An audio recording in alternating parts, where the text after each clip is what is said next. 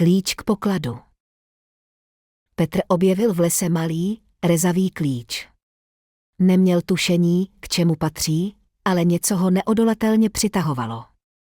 Měl pocit, že klíč skrývá tajemství, a tak si ho schoval do kapsy a pokračoval v cestě, stále na něj myslel.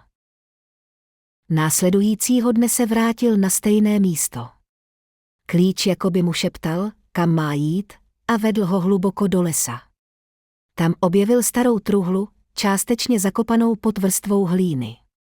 Srdce mu bušilo vzrušením a očekáváním. Když klíč otočil v zámku, truhla se s cvaknutím otevřela. Uvnitř však nebylo zlato, ale starý dopis s nápisem: nejcennější poklad je odvaha hledat. Petr se usmál a pochopil, že odvaha a víra v dobrodružství jsou tím pravým pokladem. Od té chvíle se nebál hledat ani objevovat nové cesty.